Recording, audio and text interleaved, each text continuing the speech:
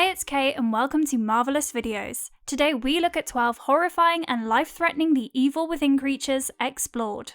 When horror icon Shinji Ikari's Tango Gameworks and Bethesda Softworks come together, a masterful video game series like The Evil Within is born. This third-person survival video game carries on the baton of horror, passed down to it by Ikari's finest, Resident Evil. It was followed by a sequel, The Evil Within 2. The game branches out into extra storylines, the consequence, the assignment, and the executioner. The game revolves around the feats of protagonist Sebastian Castellanos, who has to maneuver his way around a world full of hellish creatures and horrifying locations. With the help of guns and melee weapons, Sebastian faces his enemies head-on and makes progress until he fulfills his objective.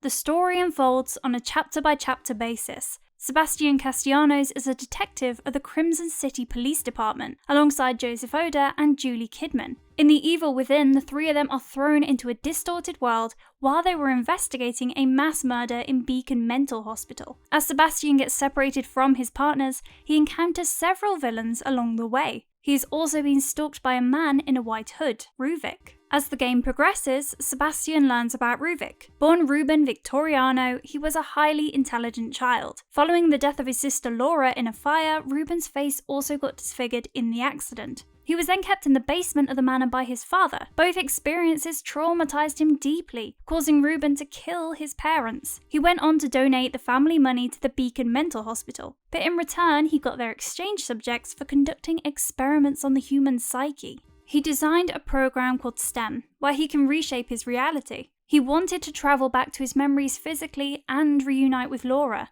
Ruvik's work had gotten exposed to the antagonistic group Mobius, who wished to use STEM for their own purpose. This means STEM will run. We can continue the experiments. And your assistance is even more necessary than before. So Ruvik calibrated STEM with his brain at its core as a safety measure. Mobius dealt with this by extracting his brain after killing him. This is also why they wanted Leslie Withers to be the host for Ruvik's brain, as he was a manipulated test subject who would let Mobius design their world of preference. Ruvik wanted a compatible host. He also created beasts with his subconscious, who act as the villains in the game.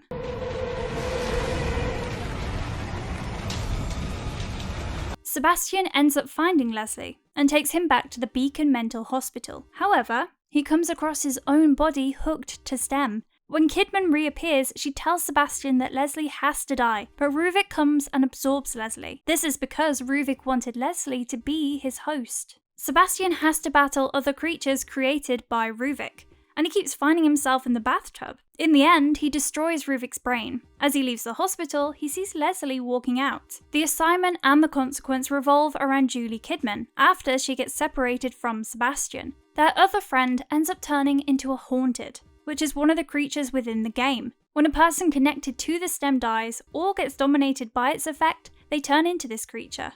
Here she learns that Ruvik uses Leslie's body to leave the STEM. Juli has to go against a creature called the Shade who pursues her relentlessly. Church. All right, come on, stay close to me.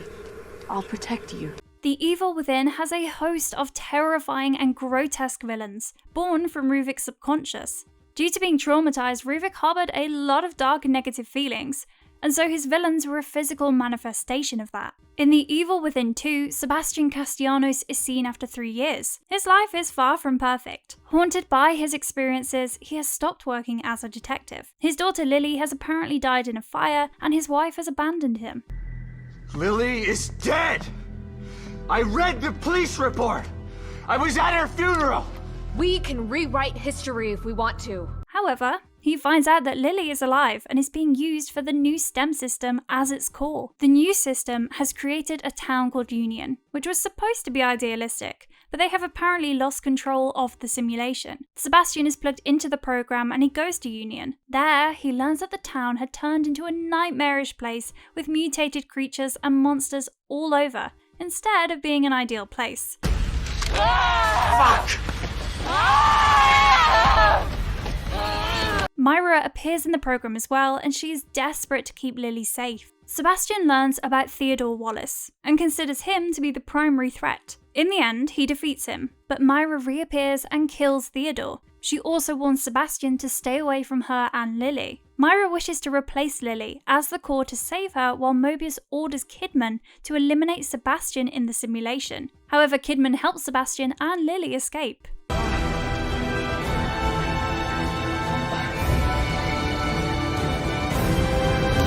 The villains of The Evil Within 2 are much worse in terms of being horrifying compared to The Evil Within. They are created via various means: acts of brainwashing by Theodore Wallace, or by fusing corpses.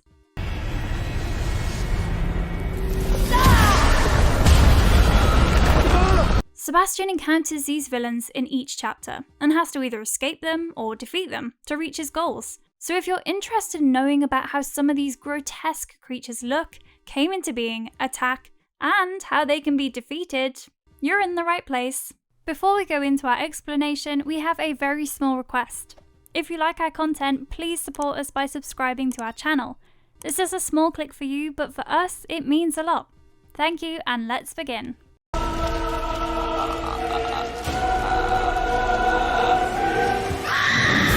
Laura. The primary antagonist of The Evil Within Ruvik had a sister, Laura Victoriano, who died horrifically in a fire. She reincarnated as a twisted version of her former self, and went on to become a recurring antagonist in The Evil Within. Similar to the Sadist, Laura makes a brief appearance in The Evil Within 2. Laura was born as a villain as a result of how tragic her death was, as well as Ruvik's thirst for vengeance. In fact, she was a physical manifestation of Ruvik's feelings. She was almost immune to bullets, but open flame was her kryptonite. As Laura Victoriano died from a barnhouse fire, her vulnerability to an open flame in particular is one of the most interesting features of The Evil Within. The antagonist Laura had patchy and mottled skin, which was also discoloured, as she died from a fire. She also screamed constantly, since that was her last memory Ruvik had of her. Laura makes her first appearance against Sebastian near the end of chapter 4. This takes place in a room that resembles a morgue, also a reference to her being already dead. She bursts out of the dead bodies, screaming as Sebastian nears a pile of corpses. He escapes her to deal with the situation, as she is too challenging an opposition for him to deal with in the 4th chapter.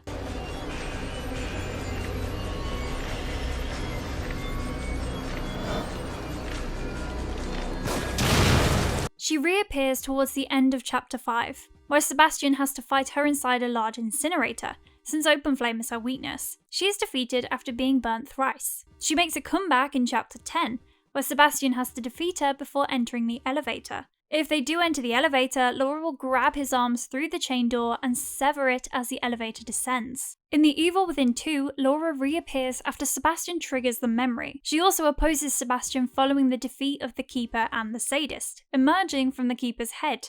She is defeated as Sebastian ignited an overhead incinerator. This also results in erasing her influence over Sebastian. Laura's abilities allow her to teleport behind Sebastian, emerge as a corpse, tunnel into surfaces, and crawl very quickly. This helps her fight despite being slow in her movement in general. The teleportation ability requires Sebastian to constantly be on the move to deal with her. Shutting doors helps as well.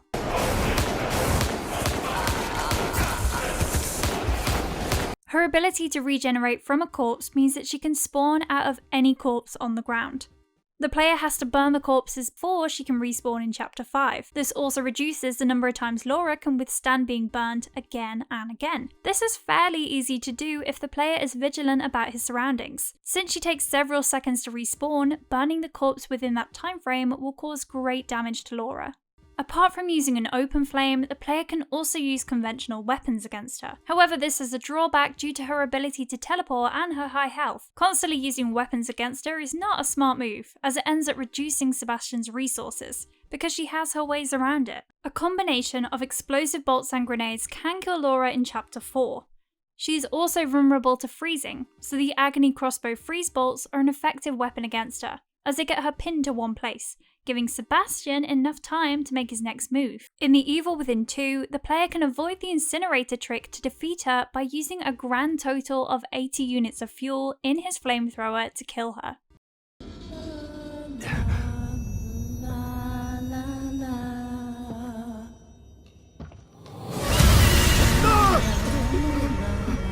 Anima. Anima is different from the other 3 villains before her on this list. She is a special antagonist who appears in The Evil Within 2. She is mysterious and haunts the streets and the people of Union, with Sebastian being her primary target. Sometimes she will pick other targets randomly and then torment them to make them paranoid or until she wants to kill them. No one can see Anima except her victims. She dons tattered robes and long hair shrouds her face. Her pace is slow, but it speeds up considerably as she pursues her victim. That's me from back then.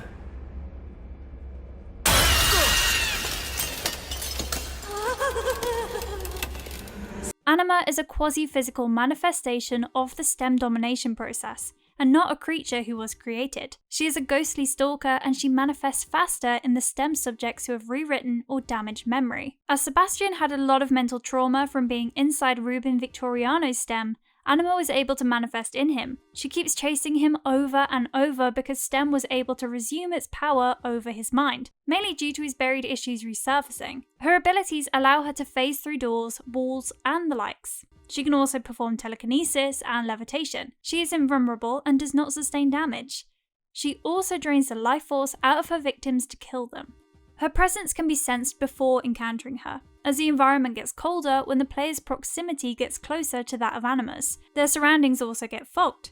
She can also be heard singing a very eerie and creepy version of Claire de Lune. The player can use this to determine how far she is. Her arrival will be preceded by a bright light, while a white flash will denote safety from Anima. The pre-arrival light will make the enemies vanish and there will be a thin bluish layer of mist. She can manifest herself in every location barring safe houses.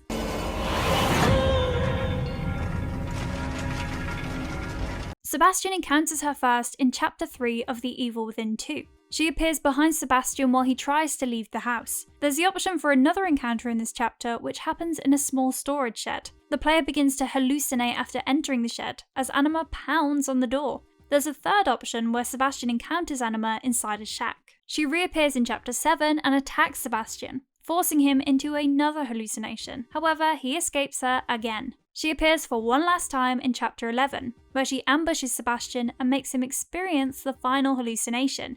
She attacks more violently here, and he is only able to escape her once and for all after shooting his doppelganger in the head. The player should study her patrol path as they near her because this makes escaping much easier. They can also move away from the immediate area if they are not in an interior space. The most effective way to deal with her is by maintaining distance and not stepping on nearby clutter such as glass bottles. When she knows where the player is, she will mutter Sebastian softly. Stand back! No! He doesn't know what he's doing! Ugh.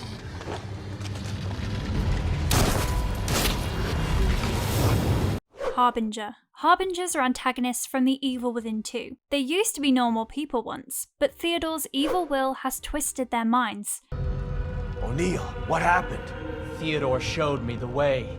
I am his now. Now, they are huge humanoids who wield flamethrowers. These dangerous villains wear rebreather masks that are bandaged and their faces are concealed. The robes they sport resemble that of Theodore himself, but their stoles are white instead of red. Harbingers are introduced in the game for the first time in a cutscene, as a character named Esmeralda Torres travels to her safe house.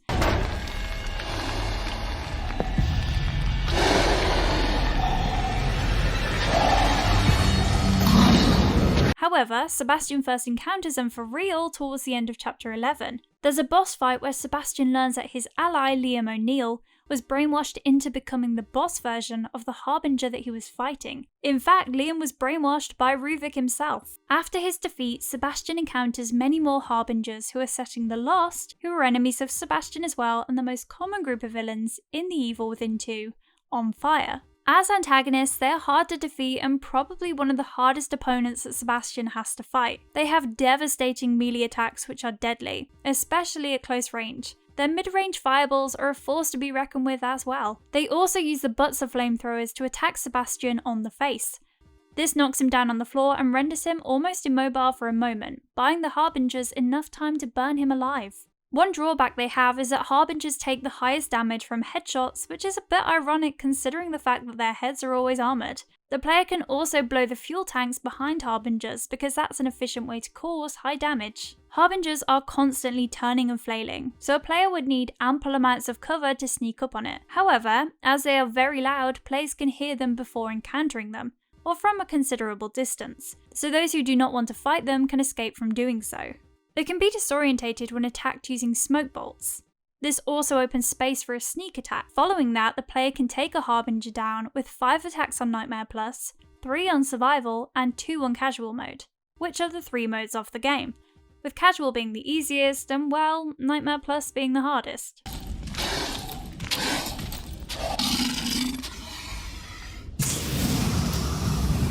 To get involved in a head-on fight with a Harbinger, the player should stick to engaging in a mid-range battle, and they can cause a lot of damage in close range. It's better to have full stocks of ammo before engaging in the battle. Another method that causes considerable damage to them is by blowing up fuel tanks, but this can often be a gamble for the player, because the Harbingers begin to spam their melee attack aggressively after this. When a Harbinger is accompanied by stray loss, the player should deal with the others first because they are weaker.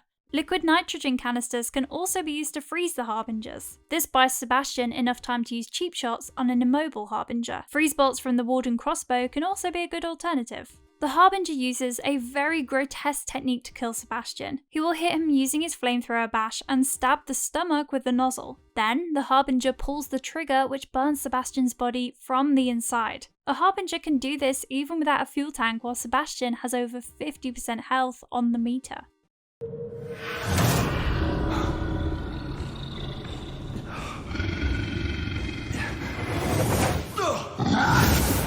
Disciple. The Disciples appear in The Evil Within 2 as the horrifying servants of Theodore Wallace. They are giant creatures with charred but muscular flesh. Their skulls are almost visible due to their faces being heavily damaged. What makes them more formidable and also grotesque is the lava that seeps from the fissures in their bodies. They can also burst into flames. Sebastian first encounters the Disciples in Chapter 9 of The Evil Within 2. He is ambushed by a trio here while approaching an illusion of his daughter. The Disciples go on to become a recurring opponent for Sebastian and are often seen with a Harbinger. They also cause the death of Yukiko Hoffman, a psychologist and ally of Sebastian. It's not uncommon to see Disciples kneel down and pray in front of altars while not engaging in combat. When they do fight, they tend to charge directly at Sebastian with a tackle or punch. They are close-range fighters and like to grab their opponents and then ignite themselves. They use mobbing as a technique quite often, which means that they close in on their opponents quickly and collaborate to overpower them. Then, they take turns to knock them out. Hold on! There's something wrong with the stabilizer! Can you fix it? I'm working on it! Disciples grow protective layers over their skulls to reduce and prevent damage from future attacks, if a headshot does not kill them. When their arms are destroyed, they bleed lava, which becomes a hindrance for Sebastian because the Disciples weaponize this by swinging at them. The Disciples can inflict damage upon Sebastian by grabbing him while he's low on health. A bear hug will cause Sebastian's body to catch fire and he will burn to death. It can also choose to raise him by the head and tear his arms apart vertically. There's a wide arsenal of attacks a player can use against them. The burst handgun or the sawed-off shotgun are good at knocking the Disciples out in the event of a charge attack. A traditional hand axe can also kill them instantly. Nitrogen tanks can be shot alongside the freeze bolts of the Warden crossbow. One can also sneak up on them via ambushing or other stealthy attacks and then take them down. However, this does not seem to work when the Disciple is ignited, because it would result in Sebastian taking damage, which would alert it.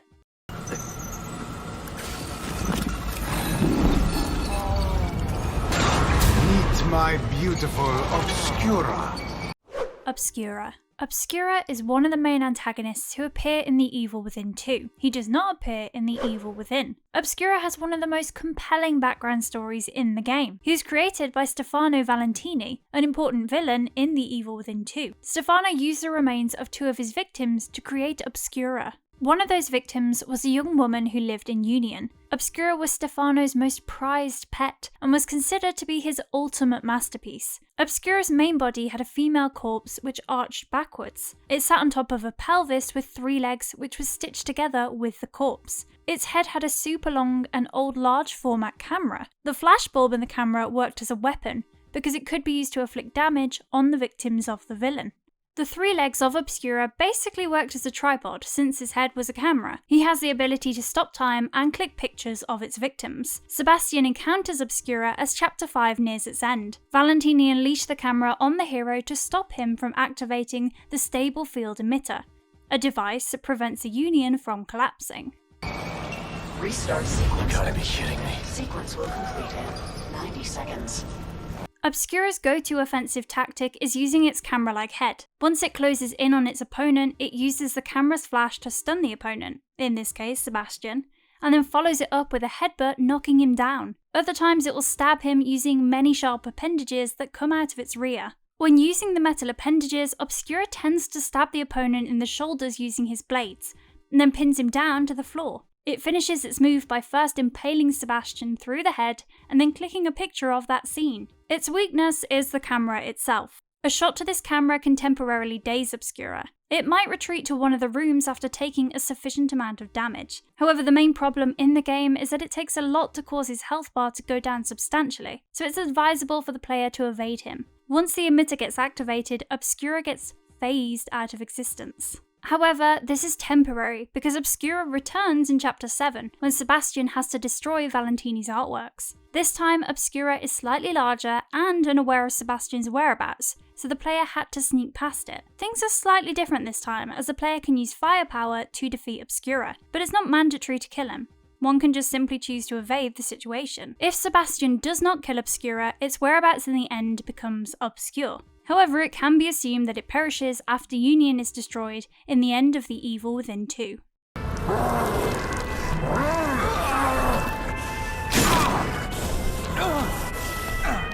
Sadist. He is the first villain a player would encounter in The Evil Within, making his appearance in Chapter 1. He is a recurring opponent throughout the game as well. Sadist makes an appearance as the enemy boss in The Executioner and The Evil Within 2. He is massive in size, at least for a human, and he dons a metal mask with spikes. His hair is grey and stained, while his blue eyes show symptoms of a cataract. He wields a chainsaw, which is also his go-to for an offensive attack against Sebastian Castellanos. He also has a meat cleaver, but does not use it as much. The Sadist was a convicted murderer. He was a subject to the STEM system, and had the objective of destroying all the other subjects to make an escape. Despite being the first villain to make an appearance, Sadist is not an easy one to deal with. The player would often need to go to extreme lengths to kill him. Rather, he is so formidable that the way to deal with it in Chapter 1 is literally by fleeing and hiding from him.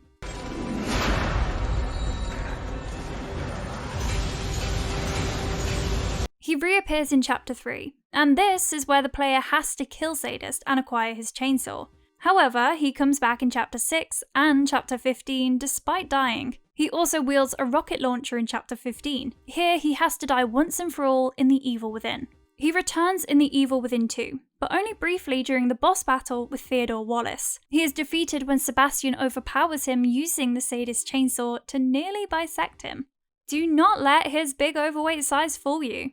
The Sadist happens to be incredibly agile and quite difficult to deal with. Agony bolts can stun him and are a good alternative to just running away. High-powered weapons like Magnum or Shotgun can be used by the player to launch a stunning attack on his face. The bolts can also work as landmines against him. The biggest advantage while fighting the Sadist as Sebastian is the environment. In every situation with him, there are environmental traps that the player can use to overpower the Sadist. As stunning is a good and efficient way to deal with the Sadist, flashbolts are quite the ideal weapon to use against him as well. They also tend to have a longer lasting effect compared to gunfire. Also, 3 successful flashbolt hits will kill him. Another efficient way to deal with him is by engaging in a sequence of hide and seek, but the player must make sure they avoid hiding under beds, inside closets, or any place where they are within the Sadist's view.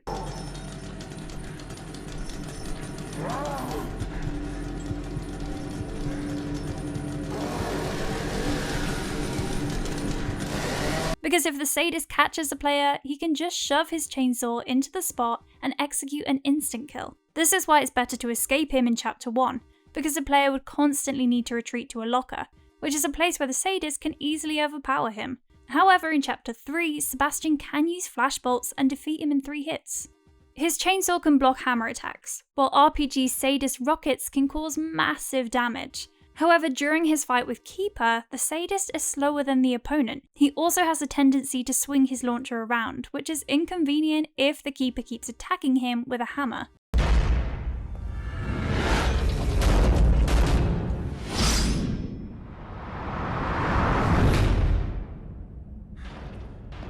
The Keeper. The Keeper is similar to the Sadist and Laura in the way that he appears in The Evil Within and briefly in The Evil Within 2. He is a tall humanoid with a large build. His outfit is that of a butcher and he has a featureless safe instead of a head, where the inside contains pulsing flesh instead of a face. His weapon of choice is a meat tenderizer hammer.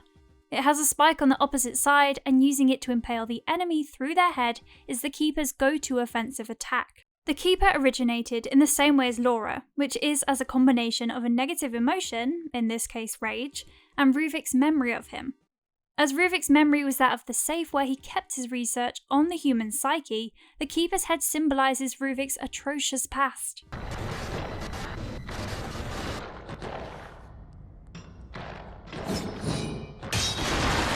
The Keeper uses brute strength. He can also teleport to any of the safes around his area. The surroundings during his appearance generally have several safes, so that makes the Keeper an omnipresent opponent. His appearance can be detected by repeated camera flickers, glitches, noises of scratching, and pounding. In The Executioner, the player has to fight a darker manifestation of him, where he uses a sword instead of his meat tenderizer. Here he can also summon arms to pursue his opponent. The Keeper made his first appearance officially in Chapter 7, as a boss enemy for Sebastian to defeat. Here he has to be incapacitated in a sealed chamber with poisonous gas pouring in constantly. Even though the Keeper isn't very tough, the presence of several safes allows him to respawn constantly. He can be destroyed by throwing his head safe into a spike trap and then subsequently crushing it.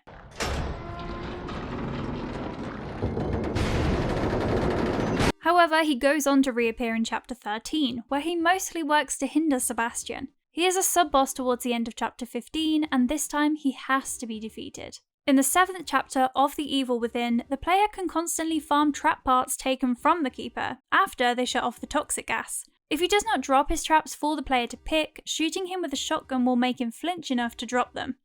However, this technique requires a lot of skill and patience. Pro gamer moment. The Magnum can kill him in one shot, and with 2 normal explosive bolts, the player can do it in only 2 shots.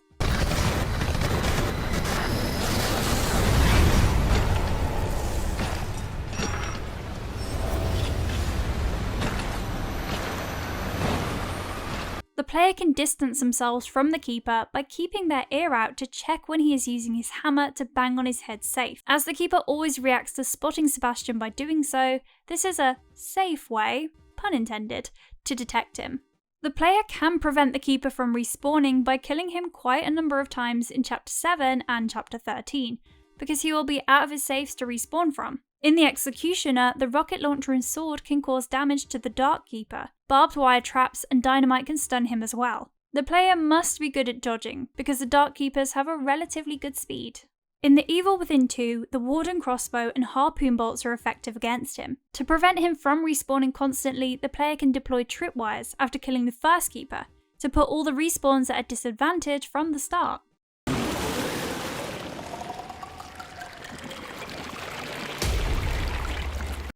The Watcher. He is one of the boss villains in The Evil Within 2. The Watcher serves Myra Hansen, the former wife of Sebastian. He was created by Myra herself and was made of mainly psychoplasm, which is a vicious white substance the villain sheds in high amounts on places it treads upon. This substance has its perks as an offensive feature because it slows down Sebastian when he steps on it. The Watcher can amp up his offensive attack from this by manifesting appendages that look like hands from his substance.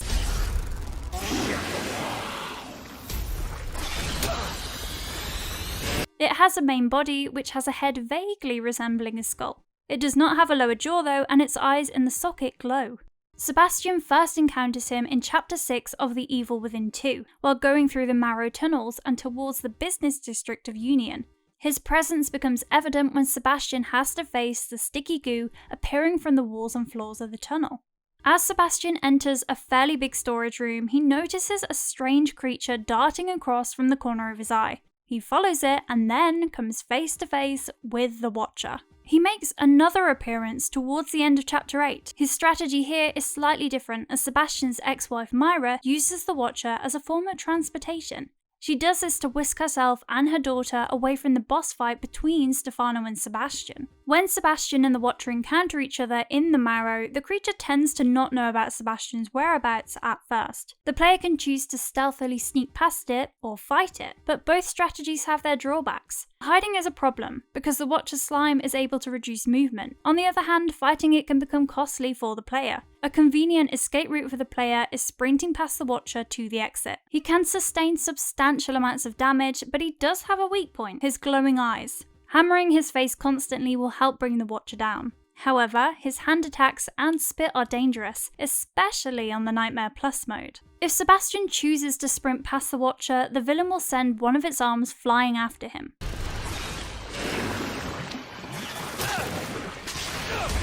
He will grab Sebastian and show his face.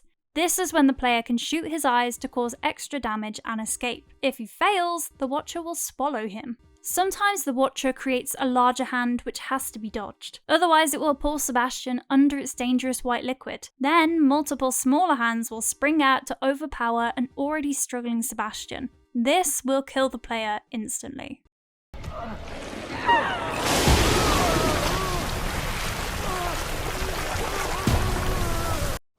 Lament.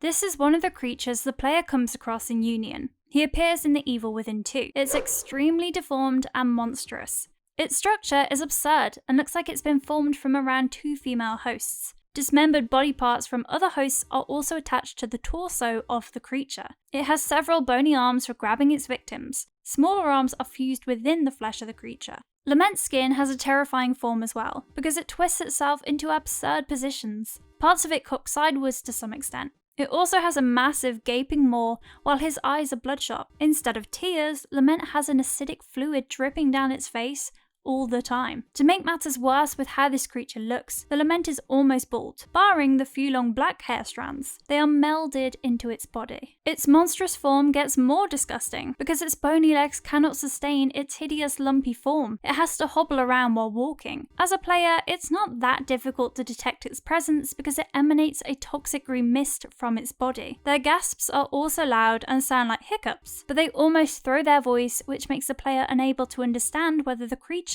is above or below him. Once it spots Sebastian, it starts yelping, which alerts the player, giving him the leeway to hide. The Lament appears first in Union, but only on rare occasions. There's a broken sniper rifle which is guarded by a Lament, while another one is present on the footpath. They also inhabit parking lots of forested areas, but these encounters are much more rare. A third Lament prowls around the sewers when Sebastian travels through the Marrow. Another one wanders around the bottom floor in the laboratories. Staying true to its hideous appearance, Laments are one of the most vile creatures to oppose Sebastian in the game, and have a high perception ability. They can spot Sebastian by slightly turning their heads, and then it will emit a deafeningly shrill screech. This is not just a gimmick, but a cry which draws in 2 or 3 losts into the combat. Its sound also drains Sebastian's stamina. At first, the creature walks towards Sebastian while spewing its acid on him. The accuracy is precise and they are compressed into balls which explode on impact. The Laments gang up to create an acid puddle with its spit, while the acid balls help shove Sebastian into that very pit. If Sebastian causes a Lament to take enough damage, it retaliates with a terrifying counterattack. It tends to get close to Sebastian, grabbing him with his bony arms and vomits acid for 8 seconds. Even though this kills the Lament itself, it takes Sebastian down with it by searing its skin. An instant kill. Almost all the villains in the game can be attacked stealthily via a sneak attack or an ambush, and the same goes for the Laments. Sebastian can carry a bottle with a corresponding perk which he can hurl into a Lament's face and escape. However, the high health and perceptive abilities of the creature makes it a difficult feat to pull off, but 2 sneak attacks should be able to take it down. Sebastian can use the weapon sawed-off shotgun to kill the Lament.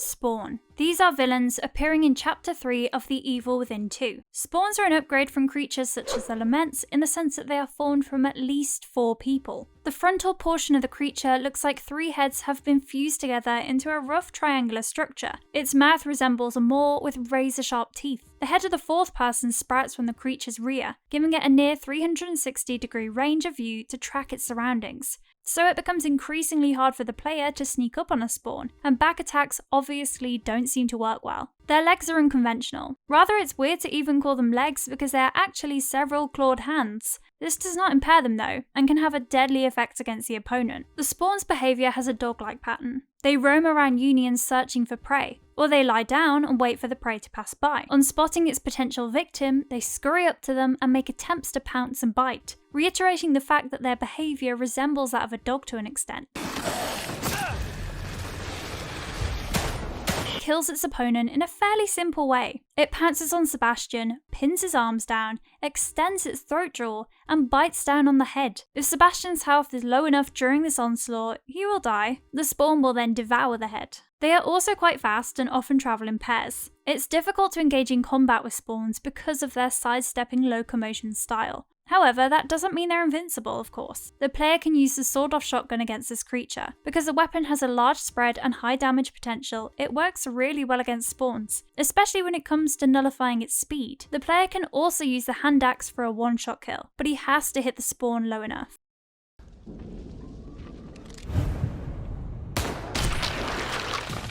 Glutton. The Gluttons are another band of villains who oppose Sebastian in The Evil Within 2. They are a rare variant of the Lost, and they serve the primary antagonist, Theodore Wallace. They used to be citizens of Union. As people's hearts tend to get afflicted with greed with an aptitude for overindulgence, the Gluttons are basically those people who were victims to these sensations. After falling prey to the mind tricks of Theodore Wallace himself, those people turned into these bloated creatures who oppose the hero. They also have strange limbs that have been melded into them. They appear in Chapter 10 of The Evil Within 2. Their offensive tactic is fairly straightforward. The Gluttons run towards its opponents and proceed to blindingly explode with idolatry. This is also their only discernible attack form. When it comes to the appearance, the Gluttons have a prominent salmon orangish hue for their skin. This skin also overflows with tumour and bubbling gummer-like sauce. Rather, their entire skin ripples with veins and pores. The residual head of a loss that has been taken down previously grows from the sides of the Gluttons. The main head of the creature has a sagging form with gritted teeth. It has one large original arm, and similar to other creatures such as the spawns, it has several smaller limbs protruding out of its body. Their legs are stumpy. When a Glutton stands idly, it makes gurgling noises. When it explodes to take its opponents down, it discharges huge chunks of muscle and disgustingly intestines. These intestines tend to coil around nearby objects. They are scattered across various places in the Union, and their official appearance takes place in Chapter 12 when Sebastian travels through the bowels in Theodore Wallace's fortress. They have a short-lived presence as they appear while the game nears its end. When engaging with a Glutton, it's best to maintain some distance and go for mid-range to long-range attacks. Close-range combat should be avoided due to the creature's propensity to explode. Sneak kills such as predating and ambushing also seem to work on them. Once it detects Sebastian, it hobbles after him in its stumpy legs and tries to blow him up. As the creature gets more and more agitated, it begins to swell up. It's particularly difficult to lose Gluttons when they have been alerted of Sebastian's presence. The player should distance themselves as much as they can or escape to a nearby safe house. The Gluttons can sustain decent amounts of damage, as seen from their endurance against several blasts from a sawed-off shotgun, but the weapon can still cause enough damage to them when used in a pinch. When a Glutton explodes, it damages the other enemies of the player, so they can use that to their own advantage. A slick way around this process is by walking up to a Glutton and then running away, provided Sebastian does not have other obstacles hindering him from an escape. With this tactic, players can conserve their ammo to later use against other Gluttons, Losts, or Disciples that happen to be nearby, since Sebastian is in the enemy's lair in Chapter 12. This is also a better tactic than taking a Glutton down with a sneak attack or a headshot, because this technique does not cause them to explode.